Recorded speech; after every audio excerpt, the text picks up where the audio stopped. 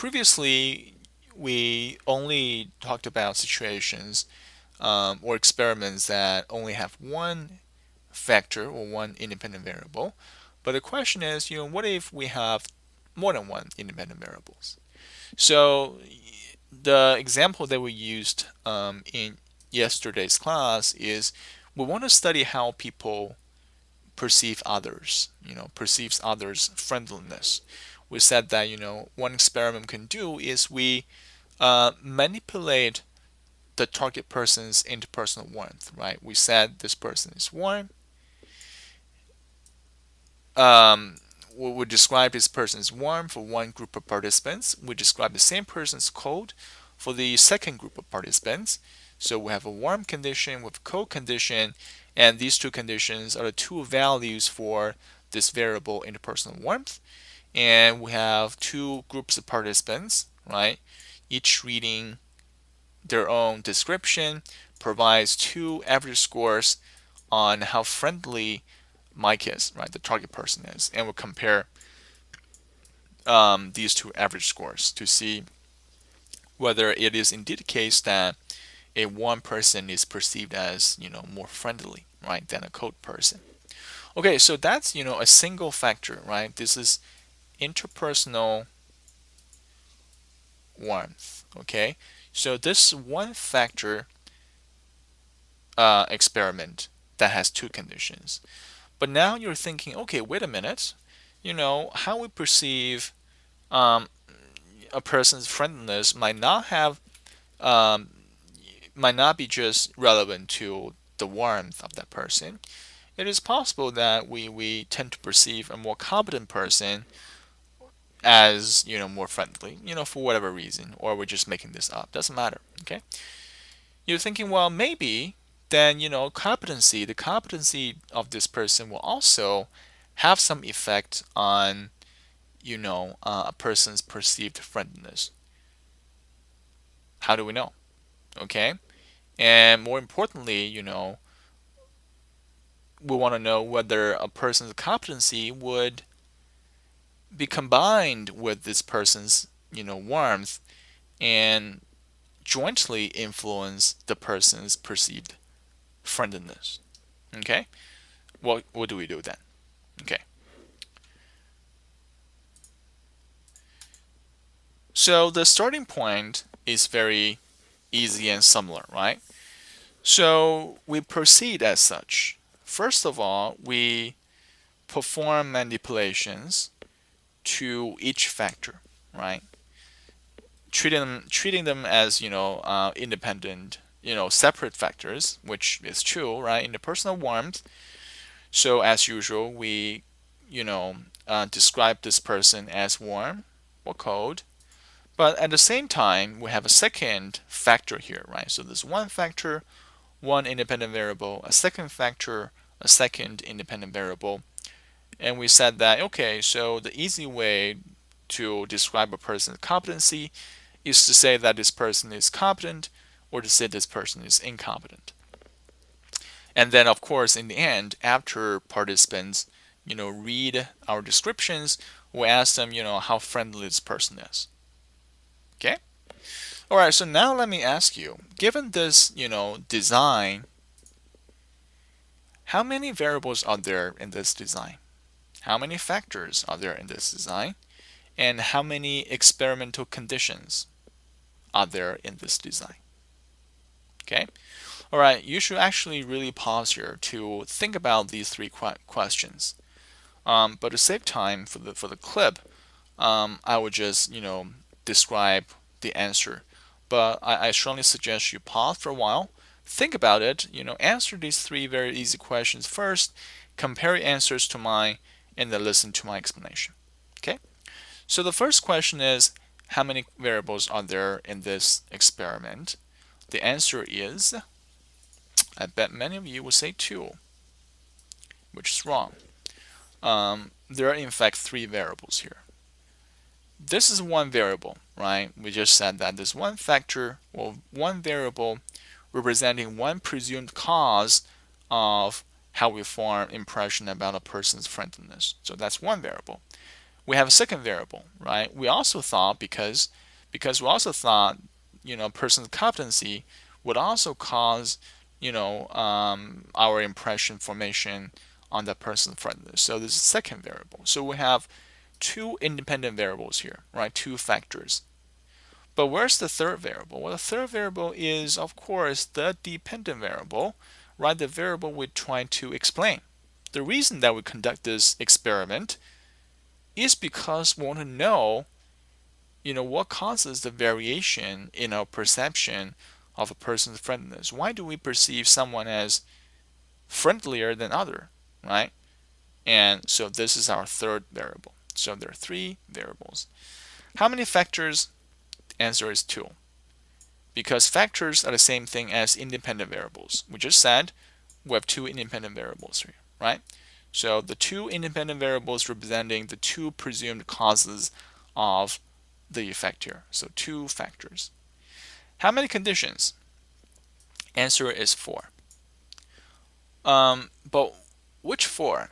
And I bet many of you would say, well, look, condition 1, condition 2, condition 3, condition 4. Wrong. Okay?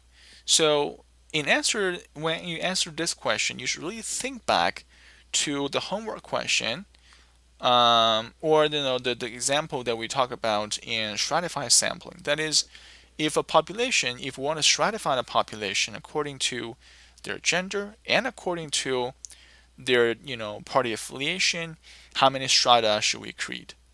The reasoning is the same, right? So here we should have 4 conditions, but not warm, cold, competent, incompetent. Instead, the 4 conditions can be easily represented by what we call a 2x2 table. Okay? So imagine on this side we have the warmth variable. Okay? And we know for the warmth variable we have 2 conditions. Warm, cold. Sorry, this is cold. Here we have the competency variable. Right? For the competence variable, we similarly have 2 conditions, competent, incompetent.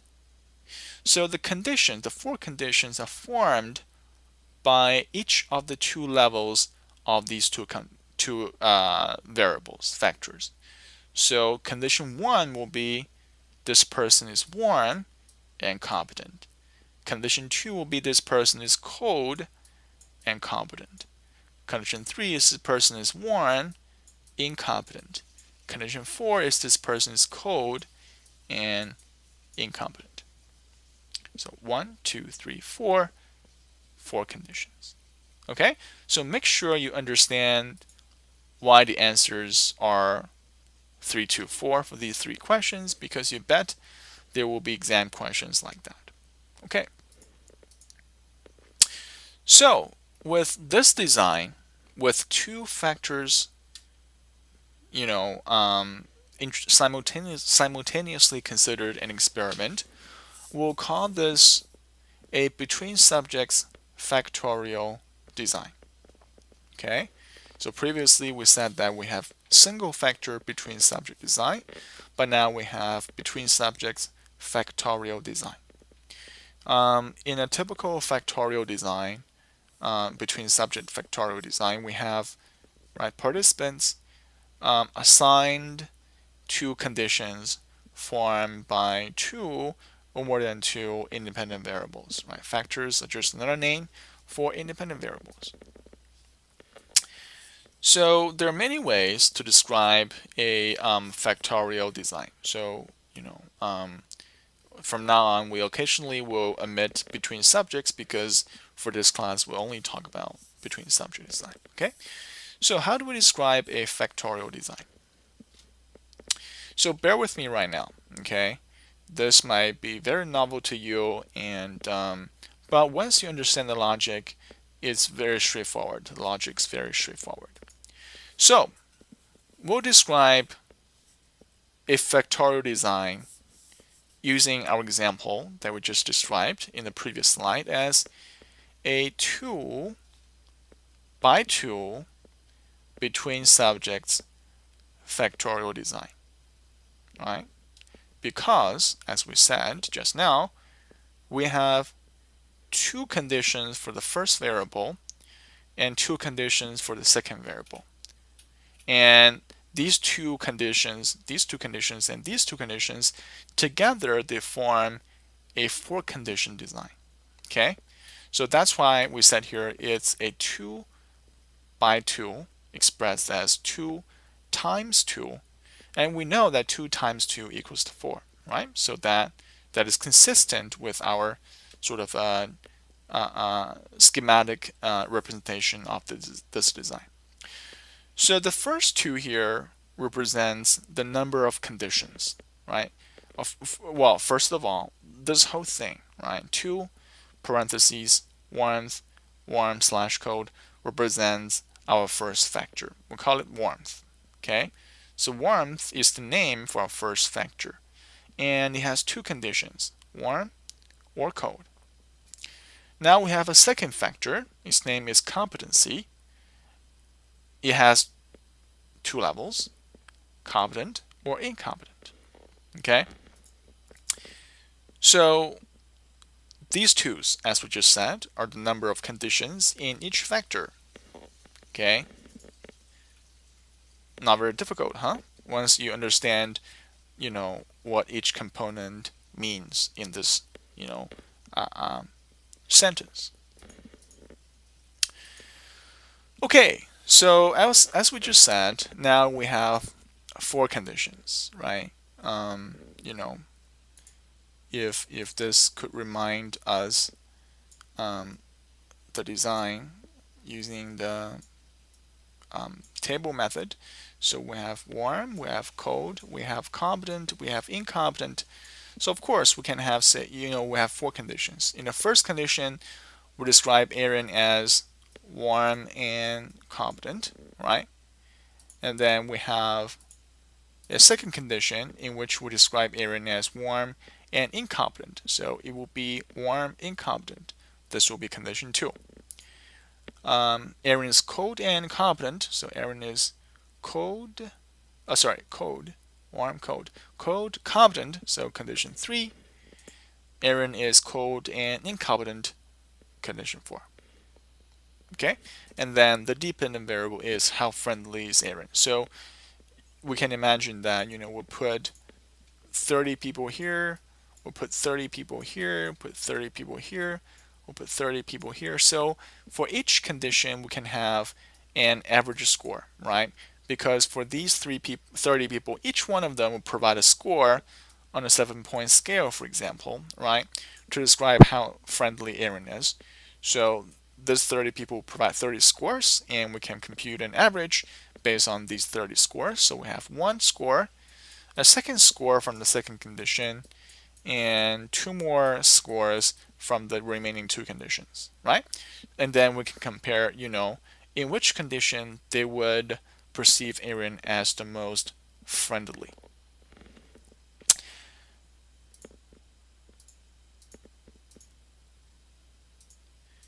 Right? So now we should be rather familiar with this graphic design.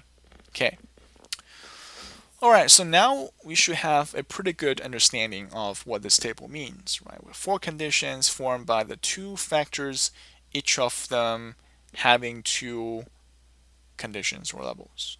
So here we describe Aaron as warm competent, here we describe Aaron as cold competent, here we describe Aaron as warm incompetent, and here we describe Aaron as cold incompetent. Okay, now here's my question. How do we assess the effect of the warm-cold manipulation given this design? In other words, how do we know, what scores, in each condition, right? We said that because we have multiple participants in each condition, we can easily calculate 4 averages from each of the 4 conditions.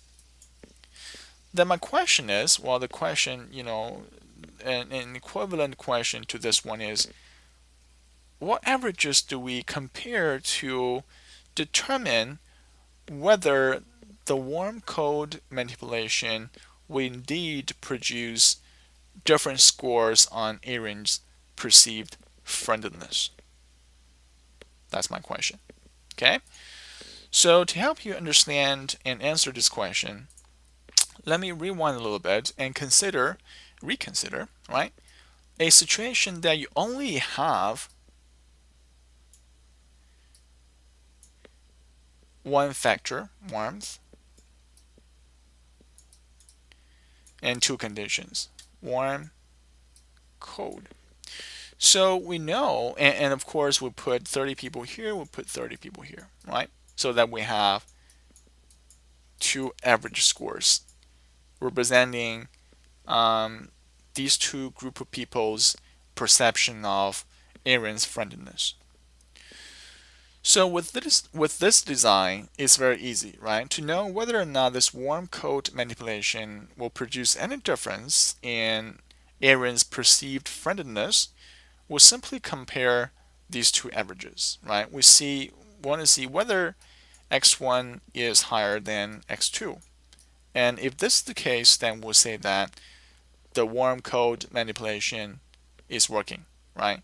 It produces an effect, so to speak, on the target person's perceived friendliness.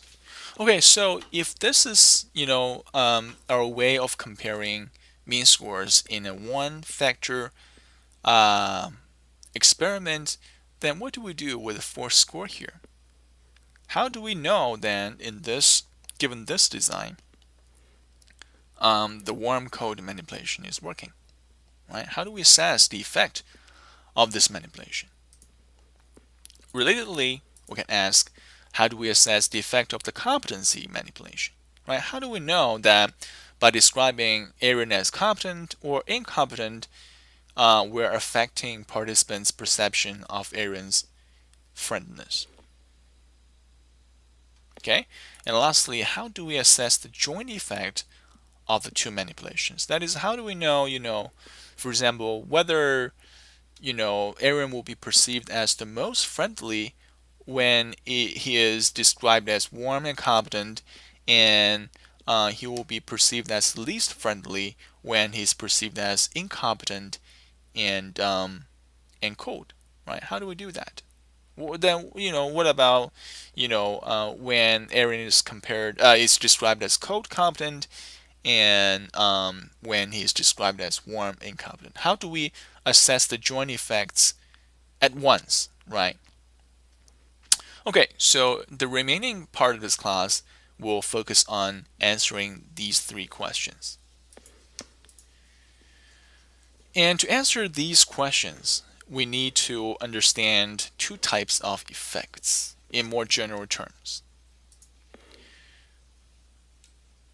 So, in more general terms, when we say that, a manipulation has an effect, uh, we mean that this manipulation results in differences across the conditions on the dependent variable, right? So if we stick, to this one factor design here, warm, cold, right? This is a manipulation, right? Describing Mike or Aaron as warm or cold, right? So if we have two average scores and these two average scores are different in the intended direction, right? The warm Mike is perceived as more friendly than the cold Mike, then we say, right, this manipulation resulting in the difference across these two conditions, then an effect is present. Conversely, right, if this manipulation, in this case warm cold manipulation, does not result in any differences across these two conditions, then we say an effect is absent. There's no effect. Okay? So now we're ready to talk about or define main effect. Main effect is only relevant when we have multiple factors. That is more than one factors. Okay?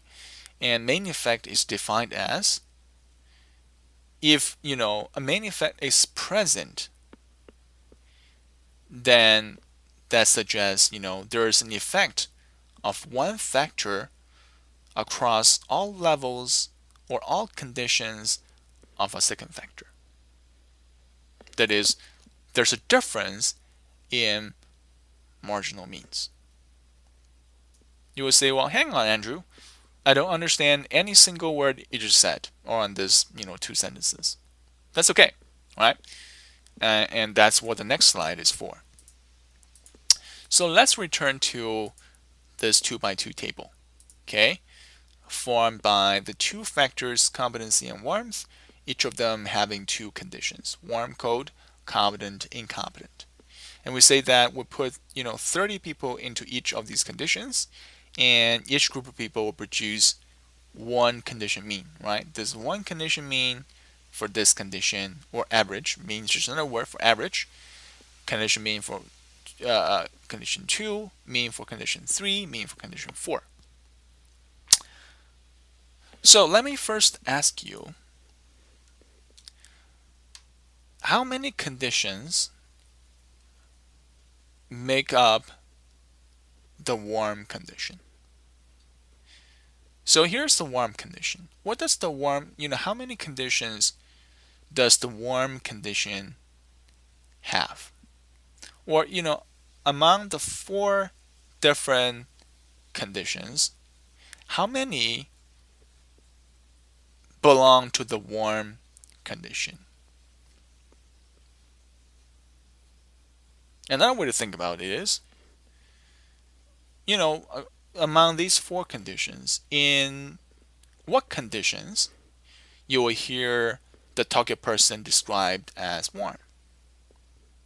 The answer, of course, is 2. We have Aaron described as warm, competent, warm, incompetent. Even though, right, Aaron is described differently across these 2 conditions, that doesn't matter. There's one common element here, that is, he is described as warm across both conditions. So the answer is, there are 2 conditions that constitute the warm condition. Similarly, how many conditions constitute the cold condition? In other words, in what conditions in this experiment is Aaron described as cold? Answer is very easy. In these 2 conditions, right? In this condition, Aaron is described as competent and cold. In this condition, where's my cursor? In this condition, Aaron is described as cold and incompetent. Then we have 2 marginal means. Means at the margin. Not in the cell, but at the margin. With 1 marginal mean, we have 2 marginal means, and the main effect of warmth, that is, the difference between the manipulation, the difference between the warm condition and the cold condition, which constitutes the warm variable, will be the difference between marginal mean 1 and marginal mean 2. That is, the overall mean across these 2 conditions and overall mean across these 2 conditions. Okay? So in other words, it will be the mean for condition 1 plus the mean for condition 2 divided by 2, right? This will give you the average of these 2 averages, right? This is 1 average, 2 average. Now we want to know the average of these 2 averages. So C1 plus C3 divided by 2. Similarly, marginal mean 2 will equal the mean for condition 2 plus the mean for condition 4 divided by 2, right? The average of these 2 averages. 1 average, 2 average. The average of these 2, you sum them up, divided by 2, because there are 2 of them. Okay? So this will give you the effect of warmth. Right? Once we have concrete numbers, then you can substitute concrete numbers to C1, C2, C3, C4 and have a concrete number. right? Whether, you know, marginal mean 1 is indeed larger than marginal mean 2.